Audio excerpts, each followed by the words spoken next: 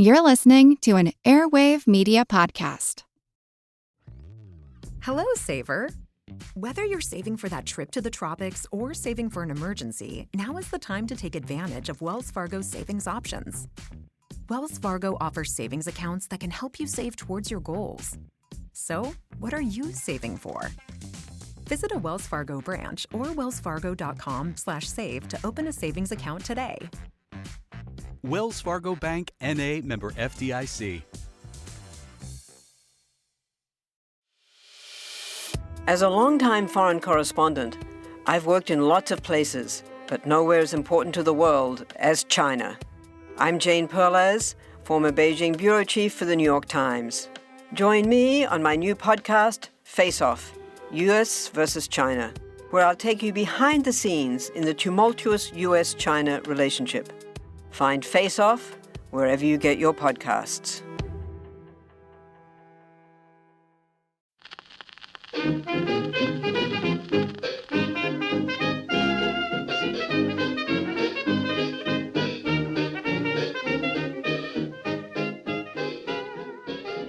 Hello, delicious friends, and welcome to Who Did What Now, the history podcast that's not your history class, with me, your host, Katie Charlwood, history harlot and reader of books.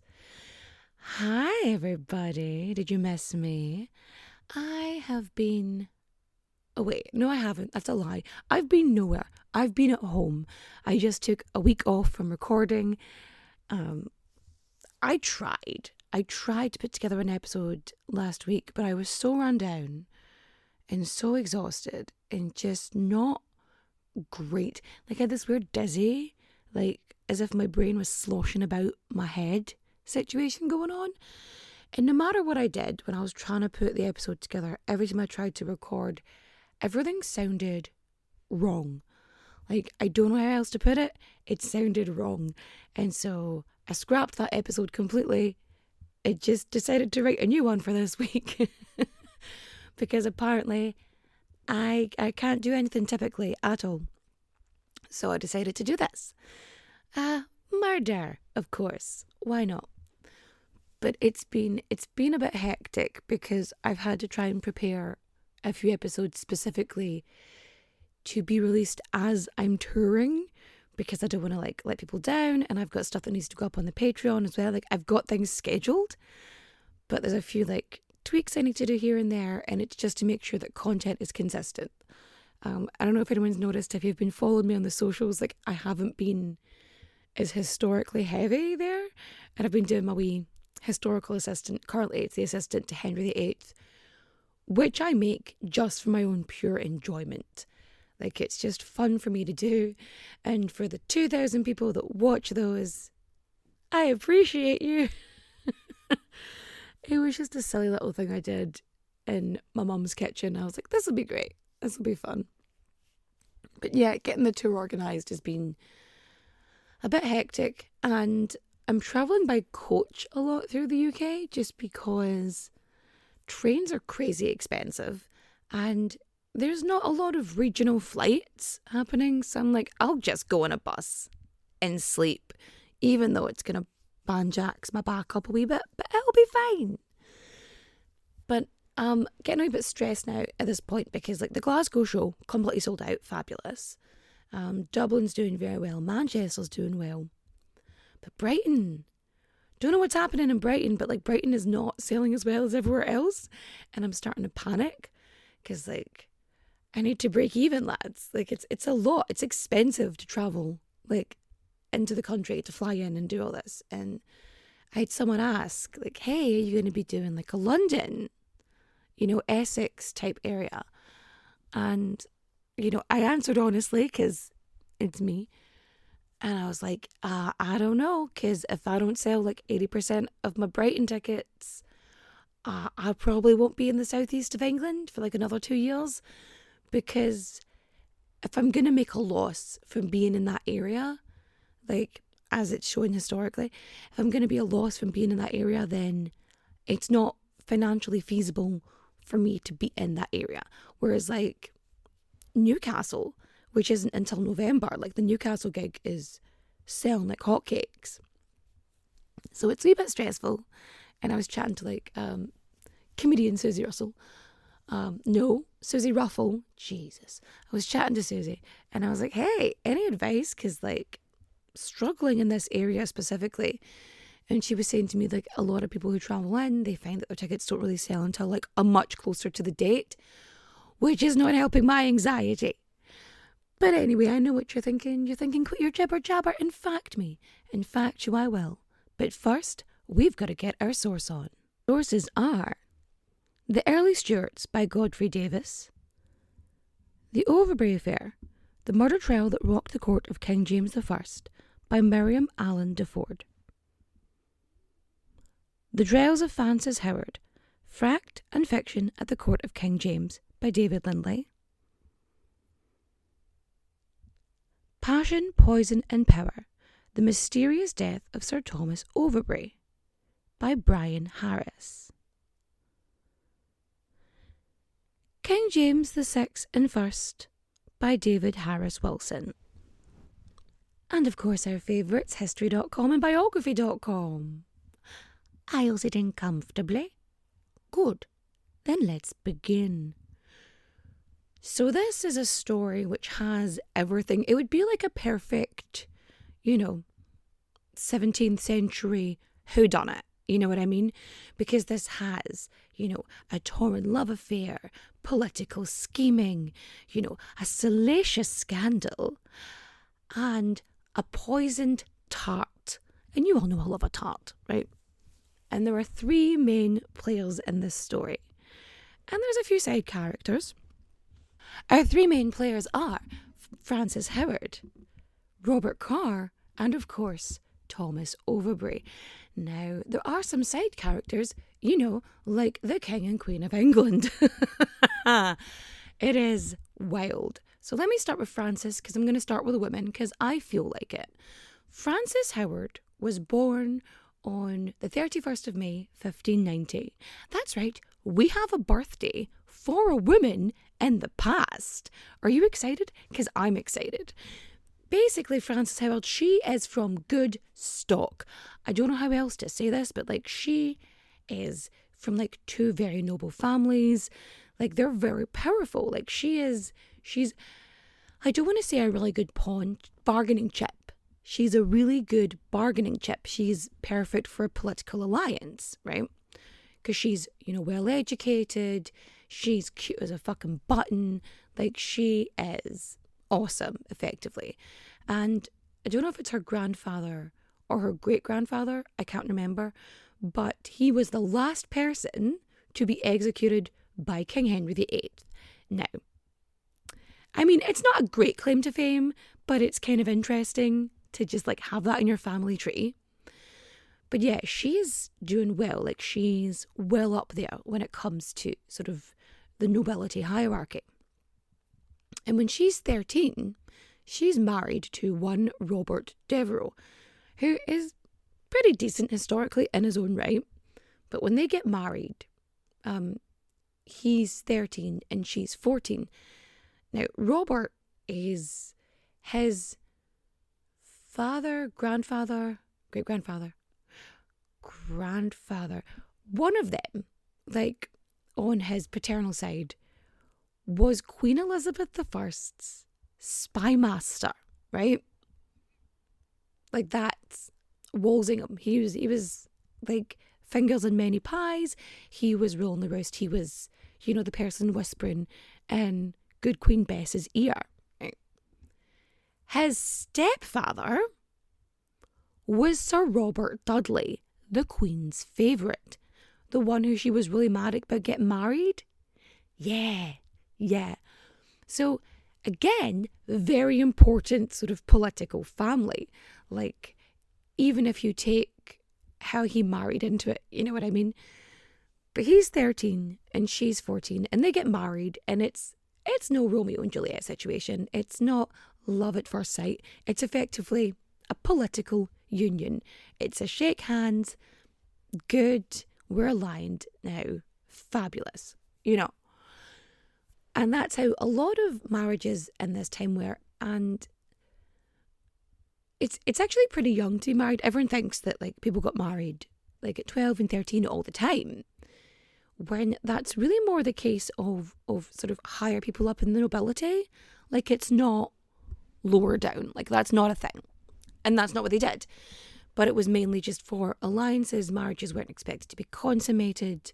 Like, they weren't expected. It happened on occasion. And it was really common for, like, younger girls and women to be married off to older men. I mean, reasonably, these two are basically the same age. There's a year difference. So, fair enough. Now, because they're so young, they're like, they don't need to live together. They don't need to consummate the marriage. It's fine. So 1604, they get married. Bish, bash, bosh. Done. Now, at this point, they're like, you know what? Let's send Frances to court. Like, because I think her mum was a lady in waiting. Her mum or her grandmother was a lady in waiting for Anne of Denmark. Now, Anne of Denmark is pretty fabulous. So her and King James, they have their family, whatever. And once they have their children, there basically becomes this sort of agreement, effectively, where she goes, let me do what I want. Let me have my fancy clothes and spend all my money. Like, you don't judge me. And you can have as many boyfriends as you like. But here's like one stipulation here, bestie. They do not disrespect me. Like, you can have as many queens hanging around as you like, but I am the queen and they will show me some fucking respect. And James is like, super, absolutely, no worries, right? 100%. Fargo, the new virtual assistant from Wells Fargo, makes banking faster and easier. Like this. Fargo, what's my checking account routing number? And this. Fargo, turn off my debit card. And this. Fargo, what did I spend on groceries last month? And that's just the beginning. Do you, Fargo? You can. In the Wells Fargo mobile app. Learn more at wellsfargo.com/getfargo. Terms and conditions apply. Your mobile carrier's availability and message and data rates may apply. Wells Fargo Bank, N.A., member FDIC. So, like, Anne of Denmark is a badass bitch, and we're definitely going to cover her at some point. But yeah, so, lady in waiting. So Frances is brought to the Stuart court because she's, you know, of high society and she's married and it's decent for her to be there. Also, not really worried that the king's going to have a wandering eye on this one, obviously, because his eyes are somewhere else. So Robert, at this point, he has been sent on a grand tour. Now, I mentioned this before. I think I mentioned it in like the Lizzie Borden episode, but this has been happening for a while.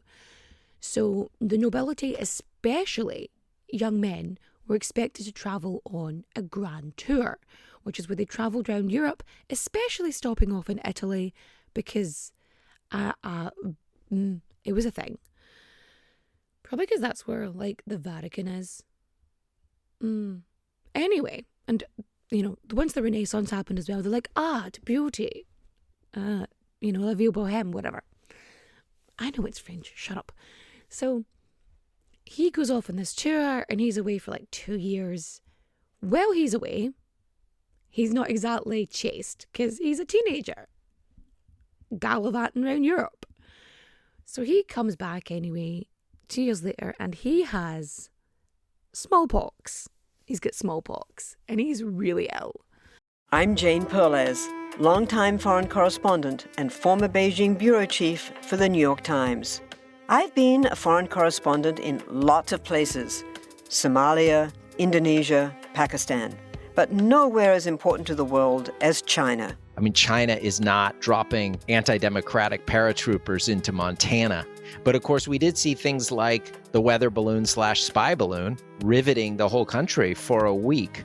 This is Face Off, an 8-part series in which we'll take you behind the scenes to key moments in the tumultuous US-China relationship. We'll speak with a diplomat, a spy, a tech reporter, a US admiral, even Yo-Yo Ma. Plus, my pal and noted China historian Rana Mitter joins the conversation. We'll look at what's driving the two nations apart and explore whether anything can help bring them back together. Face Off launches April 9th. And his wife is like, no thanks, and makes every effort to like not have to be with him. Now, obviously, they have to spend some time together, but not really too much. See, the problem is, while Robert was away, Frances fell in love with the much older Robert Carr, who's the king's favourite. Now, as we said before in the George Villiers episode, the king's favourite is this political position, like the king or queen. They'd have a favourite. It would be sort of a very coveted position in the court, because this would be the ruler's most intimate companion, and they would wield a lot of power, as one would see with Robert. Robert, like the favourite before him, Philip, he was such a fucking himbo. Like, himbos and the king really tend to sort of mix. So Robert actually becomes the king's favourite. Backstory. Robert becomes the king's favourite because his family knows James's family from back in Scotland. And there's this jousting competition because, you know, they like a party. There's a jousting competition happening at Hampton Court. And during one of the jousts, the knight, Sir Robert Carr, he gets injured and breaks his leg. So he has to rest there. And knowing the family, knowing him from Scotland, King James decides to visit him. And then the visits get more frequent until the point where, when Robert is healed, he becomes appointed to the king's bedchamber and he becomes the king's favourite. Now, he gets sort of gifts and titles and money, and he becomes sort of second in command and one of the most prominent political players for many, many years. Now, Robert has a friend called Thomas Overbury. And Overbury was, he was noble, he was fine, but because he was friends, roommates, besties, wink wink, they were intimate, okay? They were close. And because they were so close before, James was in the picture, but they'd stayed sort of allied. They stayed friends, and because they were such good buddies, people began to take interest in Overbury, and Overbury would end up sort of climbing the social ladder that way. So back to Frances a wee second. So Frances, she's like, I don't want to be in this marriage anymore, and she can't legally represent herself. So her dad and her uncle, they go in, and it's effectively an impotence trial, right? Because they want to get it annulled. And they're telling this 19-year-old fella, Robert Devereux, she says that she's, tried to, get you interested in her, but, she's tried to perform her wifely duties, but the marriage has never been consummated. And she says, you can't get an erection, effectively. And Robert is so mad at this. He is so livid that what he does is, in front of his lawyers, is he pulls down his breeches and up his blouse, his chemise, or whatever the male version is. I'm not a fashion historian. He pulls up his clothes and just sort of wiggles. He waves his turgid member. He waves his erect penis at them, and he's like, look, I can get an erection.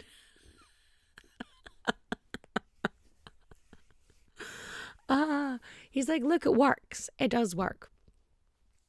But basically, a bunch of midwives have to inspect Frances.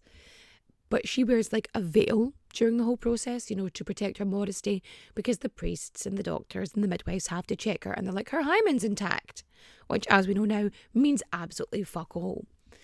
There is a suggestion that it was her 14-year-old cousin who's brought in and is inspected, in her place, because, but there's no truth to whether that's the case.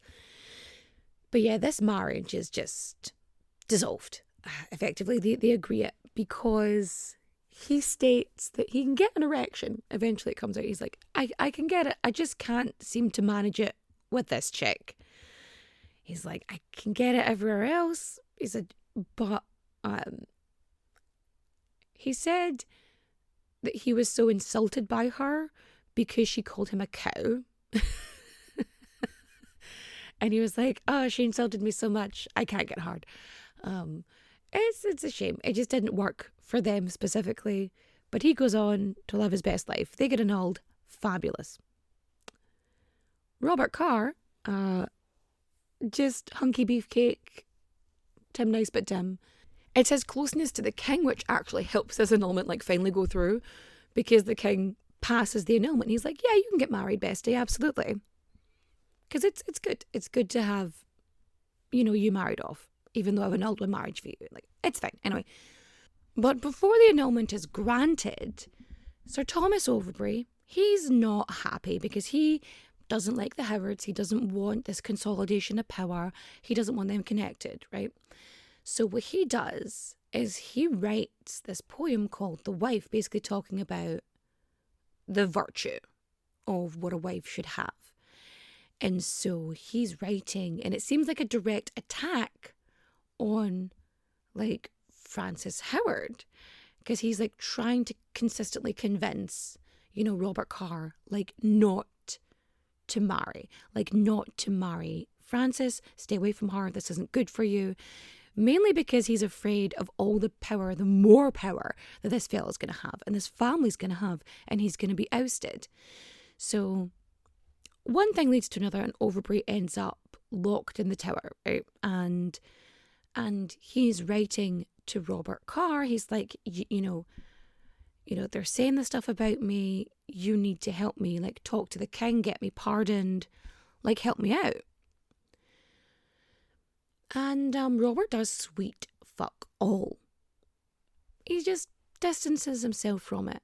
And the only person who's showing him any kindness is dear sweet Francis Howard, who is sending him, cakes and pies and tarts with lots of sugar, except it's not sugar, it's arsenic, allegedly. So all of these pies and treats and tarts start coming into the tower, and he's eating them, and he'll get a little bit sick, and then he'll get over it. And so, so while he's in the tower, and he's just getting ill consistently, and it starts off with that, and then they're like, he's really sick. So he ends up getting apothecaries coming in, and he receives enemas. He receives a mercury enema, which was the cure, or the supposed cure, a treatment for the French pox, syphilis, right? So, when he does die, people are like, he had venereal diseases. He died of that. And after he dies, 10 days later or so, an annulment is granted, and the two get wed. So they get married, and everything's fine, and they become this incredibly powerful, a power couple. They become a power couple because they've got the king on their side, and they've got everything else going for them, because they're again from two very strong, well, she's from a very strong political family, and he has gained all this power as the king's favourite. Now Robert is starting to fall out of favour a wee bit after this, not because he's married specifically, but because a lot of the other nobles aren't really happy with the fact that he is having all of this power. And so they start bringing in someone more malleable, or they think is going to be more malleable, the young George Villiers. And so they're trying to bring him and put him in front of the king and push Robert Carr out. It doesn't help that Robert is being sort of whispered in the ear, and he's told to mock Anne of Denmark, the king's wife. And one day he straight up laughs at her dress in public. And she is so upset by this that she cries. This woman does not cry, let me tell you. And she's so mad about it. She's so mad about it that it's just not going on. And she like basically tells King James like, what the fuck, sort him out, like I'm not having this. And so that's like a little sort of, the nail is starting to be hit into the coffin here. And so things are not going well. And, you know, the king is starting to get bored with Robert. And this leads to people kind of like trying to push things their way still. Rumours start to spread about Thomas Overbury and his time in the Tower. And so the rumours start swirling that there was a poison plot. And there's this guard at the Tower who's like, yeah, no, there was a plot, but I like totally stopped it. And then he's questioned a wee bit more. And then he's like, well, maybe I'm not actually sure that I stopped it. And then it comes to light that, you know, that these tarts came in and the enema, and a trial is heard. And so Robert Carr, he's like, I wasn't involved in this. I didn't do anything. I you know, and like all these like people he's allied with come up and they're like, we didn't do it. It wasn't us. And then Frances Howard, Frances Carr, she now is, she comes to court and she's like, I fucking did it. Yes, I killed the bastard and I'd do it again. I mean, she said it nicer than that, obviously. But she basically confesses. She's like, yep, I poisoned the tarts. I got, you know, my ladies to bring in food to him. And he didn't kill him. So then I met with an apothecary who, like, put some stuff in his, like, enema along with the mercury, you know, to finish him off. Right? And like, I love that she just comes out and she's like, I did it. I did it. Like, so they have to hold this trial, and both of them are found guilty and banished from the Stuart court. So they're both banished, like, and it's interesting because they're banished, and this gives the perfect opportunity for George Villiers to move up the ranks, right? But the thing is as well, this is like 2 years after Overbury's death. Like, this all comes out. Now, Frances, she only spends like a couple months in, like, locked away, and then she gets like a full pardon from the king. He's like, you're fine. Off you go. Now, eventually, Robert Carr also gets pardoned, like, after spending some time in the Tower of London. So these two are hanging out in the Tower of London, separately, of course, the same place where Overbury was poisoned. Now, how do I put this? There's a possibility that there was some royal involvement in this, because there were times where either of the monarchs could have stepped in and just, like, got involved, because, like, Woods, who was sort of one of the favourites of Anne of Denmark, like, he was sort of wrapped up in this sort of scheme and plot. So, you know, it's likely that she knew about it, but she just didn't do anything because she found him annoying. Now, I'm not saying that she was, like, giving her stamp of approval on it. It's more like she just looked away in the opposite direction. But yeah, apparently Overbury was causing issues. Like, initially, like, they tried to send him, like, away because he was causing so much trouble. They were like, hey, here's an ambassadorship to Russia, which, by the way, was involved in a civil war at the time. And he was like, no, I'm not going to fucking Russia. Fuck that for a game of soldiers. And so the king is so mad about it.